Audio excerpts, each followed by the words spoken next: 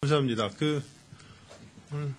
오늘 오전에 있었던 비상경제대책회의에서 논의됐던 가계부채 동향 및 서민금융 지원 강화 방안에 대해서 브리핑해 드리도록 하겠습니다.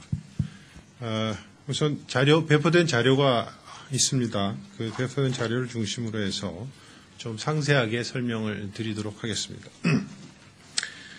먼저 1쪽에 가계부채 대책 추진 현황입니다. 가계부채는 외환위기 이후에 장기간 누적된 저희 경제의 위험 요인입니다. 그간에 보면 가계부채의 증가 속도가 저희 경제 규모나 소득 증가에 비해서는 상당히 빠른 속도로 진행이 되어 왔습니다. 아울러서 대출 구조도 변동금리나 일시상환 그리고 거치식 위주로 이루어짐에 따라서 구조 자체도 취약하다는 문제점이 제기되어 왔습니다. 이에 따라서 정부는 사실 지난해 초부터 가계부채 대책을 본격적으로 추진해 오고 있습니다. 우선 작년 3월에 DTI 규제를 원상 회복을 했고, 그리고 작년 6월에 가계부채 대책을 발표함에 따른 풍손 효과를 방지하기 위해서 제2금융권의 외형 억제를 위한 대책을 발표를 했습니다. 아울러서 서민금융 기반 강화에 대한 종합적인 대책도 마련을 해서 추진했습니다. 이러한 가계부채의 관리를 위한 여건을 먼저 조성한 이후에 지난해 6월에 이를 바탕으로 해서 종합적인 가계부채 연착륙 대책을 범정부적인 차원에서 마련을 해서 발표를 한 바가 있습니다. 그 내용으로는 총유동성의 안정적 관리, 그리고 일자리 창출을 통한 가계의 채무 상환 능력의 제고, 그리고 금융회사의 가계부채로 인한 건전성 관리 강화, 그리고 서민금융 강화 등을 포괄하고 있었습니다. 금년 초에는 제2금융권의 가계대출 관리를 강화하기 위해서 제2금융권 가계대출 보완 방안도 발표를 한 바 있습니다. 이러한 과정에서 예상되는 서민금융의 애로를 완화하기 위한 서민금융 확대 방안도 마련을 했습니다. 최근에 경기 둔화가 일부 지속되고 있고, 그리고 소득 여건 개선이 지연되는 등의 경기 측면 등을 고려해 볼 때 급격한 대책을 추진하는 데는 한계가 있고, 저소득 그리고 고령층 등 취약계층의 채무 상환 능력에 대한 우려도 제기되고 있는 상황이라고 평가가 됩니다. 두 번째, 가계부채 동향에 대한 평가입니다. 우선 가계부채 전반에 대해서 평가를 해보면 그동안의 정부의 적극적인 대응을 바탕으로 해서 가계부채 증가 속도가 일단 좀 하향 조정이 되고, 대출 구조도 상당폭 또 개선되는 모습을 보이고 있습니다. 금년 중에 가계부채의 증가 속도를 보면 작년 8.1% 증가를 했습니다만은 금년 1분기 중에는 증가 속도가 상당히 둔화가 되고 가계부채 잔액이 오히려 감소되는 모습을 보였습니다. 다만 작년의 경우에 경상 GDP나 가처분 소득 증가가 뒷받침되지 못해서 가계부채의 비중은 다소 상승하는 모습을 보였습니다. 대출 구조와 관련해서는 은행권에서 고정금리나 비거치식 대출이 많이 확대가 됐습니다. 그래서 고정금리 대출 비중 잔액이 작년에 비해서 많이 개선이 돼서 5.1%에서 10.5%로 개선이 됐고, 그리고 일시상환 대출 비중도 많이 개선이 됐습니다. 그래서 그 현재의 금년 중에 가계부채가 상반기 중에 한 8조 원, 그리고 4, 5월에 증가 추세를 감안해 봤을 때 그 하반기와 연간으로 계산해 보면 연간 한 27에서 34조 수준의 증가세가 예상이 됩니다. 가계부채 전반에 대한 평가를 해본다면 현재로서는 저희는 관리 가능한 상황이라고 생각을 합니다. 그러나 기본적으로 가계부채 수준이 높고 그리고 지속적인 취약계층에 대한 가계부채 문제 등에 따른 지속적인 대응이 필요한 그러한 상황이라고 평가를 하고 있습니다. 예를 들어 금융회사의 손실 흡수 능력이 현재 양호하고 그리고 소득 4, 5분위의 고소득 차주의 가계부채 비율이 70% 수준으로서 수준을 보유하고 있고 그리고 금융자산과 금융부채 비율이 현재 안정적인 모습을 계속 보이고 있습니다. 일부 연체율이 상승을 하고 있습니다만은 절대 수준이나 그리고 상승 속도가 상대적으로 안정적인 수준이라고 평가를 할 수 있겠습니다. 두 번째, 그 자영업자 금융부채 문제입니다. 자영업자 수는 작년 8월 이후에 증가세가 지속되고 있습니다. 그래서 5월 말 현재는 585만 명 수준이고 전체 취업자의 한 23% 수준입니다. 특히 50대 이상 그리고 도소매, 음식 숙박업을 중심으로 해서 증가한 것으로 나타나고 있습니다. 이에 따라서 그 은행의 개인 사업자 대출도 부동산 그리고 도소매, 음식, 숙박업을 중심으로 해서 빠르게 증가하는 모습을 시현했습니다. 연체율은 전반적으로 가계대출보다는 높고 건설, 도소매, 음식, 숙박업의 연체율이 다소또 높은 상황입니다. 그래서 그 가처분 소득, 금융자산 등 채무 상환 능력 면에서 자영업자는 상용 근로자에 비해서 취약하다고 볼 수 있습니다. 다만 부동산 등 실물 자산을 보유하고 있고 이로 인한 상환 능력을 어느 정도 보완하고 있는 것으로 추정이 됩니다. 앞으로 그 베이비붐 세대의 퇴직이 가속화되면서 자영업 진출과 대출 수요가 계속 증가할 전망이고 이미 그 경쟁 심화로 수익성이 저하되고 있는 상황에서 과밀 취약업종을 중심으로 해서 수익성과 대출 건전성의 악화가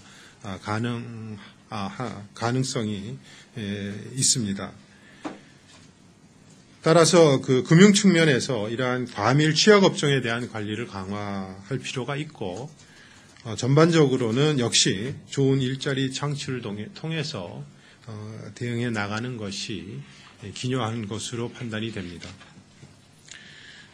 세 번째, 그 주택 경기와 가계부채 문제와 관련해서는 수도권의 경우에 주택 가격 하락세가 지속되는 반면에 지방은 주택 가격이 상승을 해 왔습니다. 그래서 그 주택 가격 변동률을 보시면 그것을 통계적으로 알 수 있겠습니다. 수도권 중심으로 주택 가격이 하락함에 따라서 그 주택담보대출 중에 특히 집단대출 연체율이 1.71%로 주택담보대출 연체율인 0.85%에 비해서 높은 수준을 보이고 있습니다. 그 수분양자들이 분양가 인하를 요구하면서 중도금 상환을 거부하고 일부 시행사 등을 상대로는 계약 무효 소송을 제기하는 등 중도금 연체가 채무상환 능력 저하보다는 분양가 인하 요구와 관련된 분쟁이 작용한 사례가 다수 있는 것으로 보입니다. 전반적인 주택담보대출을 평가해 보면 LTV 수준들을 감안할 때 금융회사의 급격한 부실 확대의 가능성은 제한적으로 보입니다. 06년부터 08년 중에 서울 수도권의 주택가격이 30% 상승을 했습니다만 최근에 하락 폭이나 또 하락 속도는 상당히 완만해서 위험의 확산 정도는 낮은 것으로 평가됩니다. 다만 일부 주택가격 하락폭이 큰 수도권 지역이 있습니다. 이럴 경우 이 지역을 중심으로 해서 차입자의 소득 여건이 악화될 경우에는 연체 증가의 가능성도 있는 것으로 평가됩니다. 집단대출 연체가 은행 건전성에 미치는 영향도 저희는 제한적이라고 일단 평가를 했습니다. 우선 총 연체 금액이 1.6조 원으로 크지 않고 대부분 중도금 대출에 집중되어 있습니다. 그리고 그 중에서 많은 부분이 또 시공사나 주택금융공사의 보증부 대출로 구성이 되어 있습니다. 그럼 네 번째, 취약계층의 가계부채 문제와 관련해서는 그 저소득층, 고령층 또는 다중채무자 등 취약계층이 경기 부진이나 소득 여건 개선 둔화가 지속될 경우에는 채무 상환 능력에 문제가 발생할 가능성이 좀 높다고, 상대적으로 높다고 판단하고 있습니다.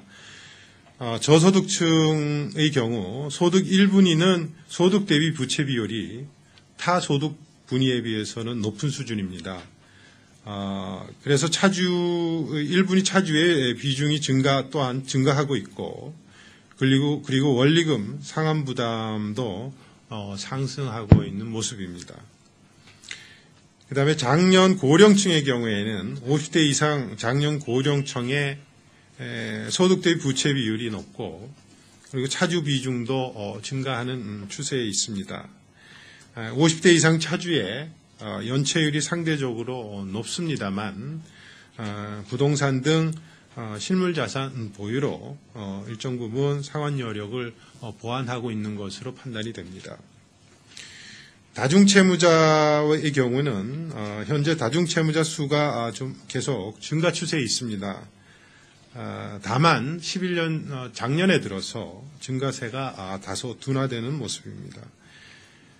저축은행과 대부업 대출을 동시에 보유한 다중채무자의 경우에 11년 중에 그 연체율이 소폭 증가했습니다마는 과거에 비해서는 여전히 좀 낮은 수준을 좀 유지해 주고 있습니다. 전반적으로 평가를 해보면 취약계층에 대한 금융 지원만으로는 사실 한계가 있고 소득 기반 확충이나 지출 요인 축소 등 종합적인 정책 대응이 필요한 부분이라고 저희는 판단을 하고 있습니다. 6쪽의 가계부채 연착륙 추진 방안입니다.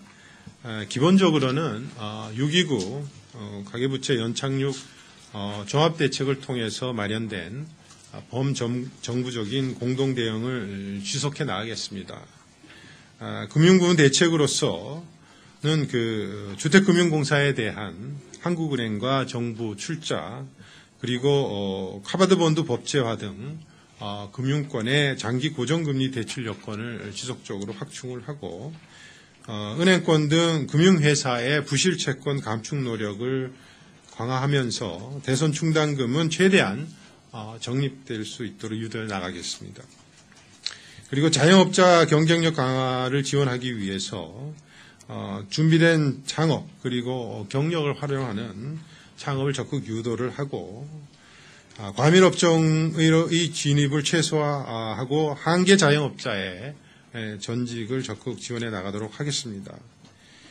그리고 그 취약업종에 대한 금융회사의 리스크 관리를 강화하고 자영업자의 대출의 건전성을 제고해 나가도록 하겠습니다. 주택건기 부진에 따른 애로를 완화하기 위해서 50주택거리 정상화 대책을 차질 없이 추진하는 등 주택거래 회복을 위한 그간의 대책을 지속 추진하고 담보가치 하락 등에 따른 기존 대출자의 만기 연장 애로에 대해서는 저희가 적극적으로 부담이 완화될 수 있도록 해나가겠습니다. 다음으로 네 번째 서민금융 지원 강화 방안입니다. 이번 그 서민금융 확대 방안은 경기 둔화 등으로 어려움을 겪고 있는 서민 계층에 대한 금융 수혜 기회를 대폭 확대하기 위해서 연간 공급 규모를 3조 원에서 4조 원 수준으로 확대를 하겠습니다. 그래서 그간 제도권 금융에서 상대적으로 소외되었던 일용 근로자나 영세 상인 등 취약계층에 대한 금융 지원을 확대를 하고 금융 취약계층에 대해 보다 효율적인 지원을 제공하는 방향으로 서민금융 지원 제도를 보완하겠습니다. 햇살론의 경우에는 연간 공급 규모를 5천억에서 7천억 수준으로 확대를 하고 보증 비율도 현행 85%에서 95%로 상향 조정하겠습니다. 이에 따라서 최소한 2, 3%포인트 내외의 금리 인하가 예상됩니다. 새희망 홀씨는 연간 공급 목표를 당초 올해 1.5조 원에서 2조 원으로 확대를 하겠습니다. 그리고 7등급이나 또는 2천만 원 이하의 저신용, 저소득 지원 비율을 좀 더 확대하도록 하겠습니다. 아울러서 소득 환산 인정 기준을 마련을 해서 소득 증빙이 어려운 경우에도 지원될 수 있도록 하고 과거 연체 기록 중에 영체 기록이 있는 경우에도 은행 스스로 자체 평가를 통해서 지원될 수 있도록 유도해 나가겠습니다. 그리고 미소금융에 대한 연간 공급 목표를 현행 2천억에서 3천억으로 확대를 하겠습니다. 이를 통해서 자영업자 자금 수요를 등 대출 한도 증액 운용을 하고 그리고 전통시장의 상인대출 활성화 그리고 설 추석 긴급자금 지원을 차질 없이 추진하겠습니다. 아울러서 청년 대학생 전환대출 그리고 긴급 생활자금 대출 등에 대한 요건을 완화해서 지원이 좀 더 활성화될 수 있도록 하겠습니다. 그리고 신용회복 소액 대출을 현재 연간 1,000억 수준에서 1,500억 수준으로 확대하겠습니다. 그 사전 채무조정제도를 당초에는 2013년 4월에 종료 예정이었습니다만 상시화하고 감면되는 이자율 폭도 30%에서 50%로 확대하도록 하겠습니다. 그리고 신용회복 성실 상환자에게는 소액대출 지원 한도를 500만 원에서 1,000만 원으로 확대하겠습니다.